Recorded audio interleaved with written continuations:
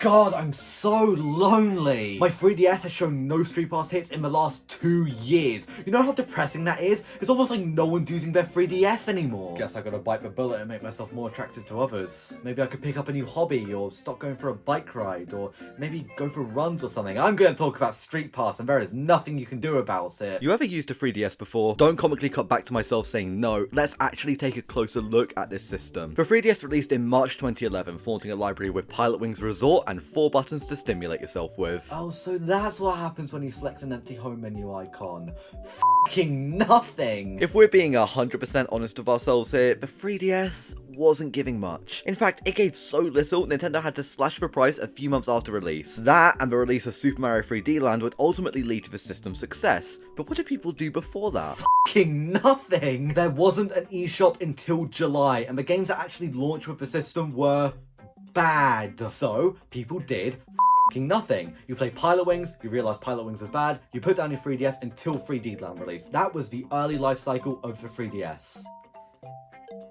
Until you strolled past your friends. Streetpass, otherwise known as the best way to detect if that guy really is following you down the street, is a feature built into all 3DS and 2DS systems. It lets two different systems communicate together wirelessly, just by being in close proximity to each other. So, what's the natural method to bring two 3DSs... 3DSs?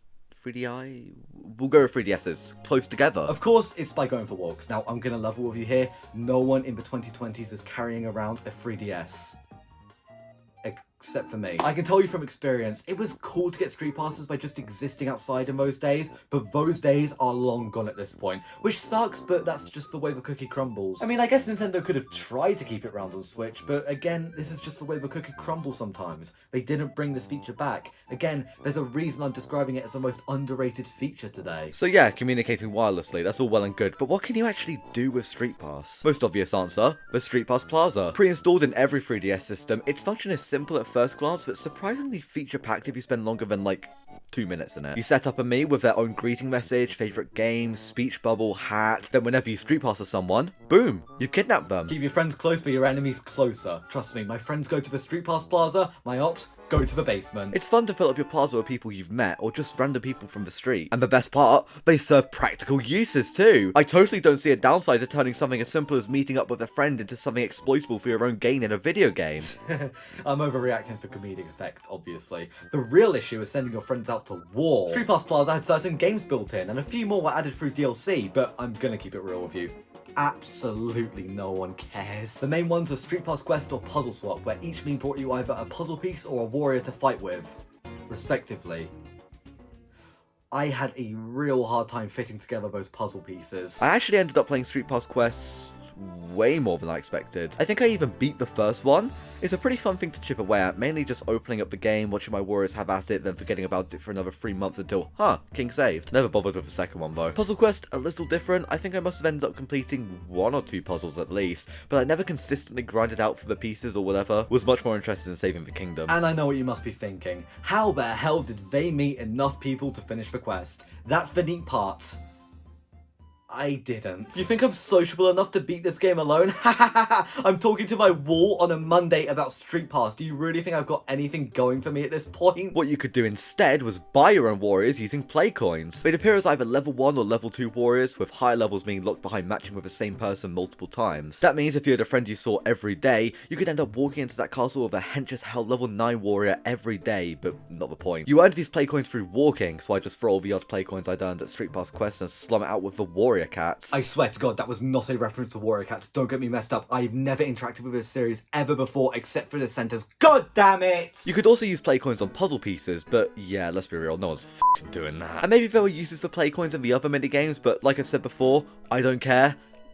No one cares. At least play coins as a concept kind of force people to go outside. It tracked your steps about as accurately as a Nintendo 3DS could track steps, and for every 100 steps you'd earn a single play coin, maximum of 10 per day. So it basically encouraged people to go on 1,000-step walks every day, which is a good way to keep at least somewhat active and actually lines up with Nintendo's whole push into lifestyle products around the Wii era. Hey, don't feel bad. Even I forget sometimes that the Wii and the 3DS both coexisted for a year. I mean, just think about that for a minute. 3DS and Wii you belong with a failed home console. Beyond just for play coins and the walking, I'd argue this thing sort of encouraged socialization altogether, which feels really on brand for Nintendo in 2011. I mean, for benefits inside of games, you have to go outside and meet people. At that point, you may as well try striking up a conversation and then Nintendo have what they want. Streetpass Plaza was the main use for Streetpass, no surprise there. But what else benefited from Streetpass?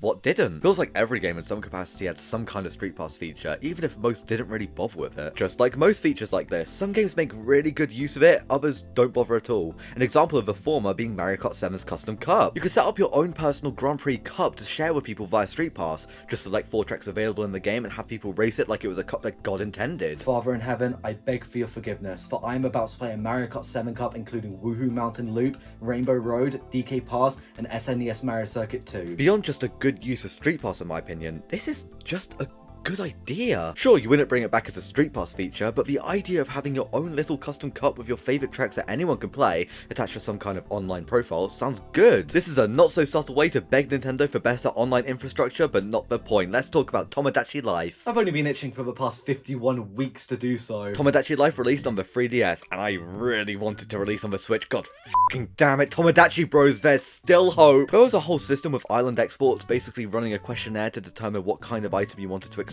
on your island. For whatever reason, I would always get the monkey hat on my island. I guess I'm just a silly little creature. Whenever you street pass with someone and they have Tomodachi Life, your monkey hat gets sent to their island, and now they can give it to their own residents. I mean, it's kind of neat, but I was just looking for a bit more, you know? Send your children abroad.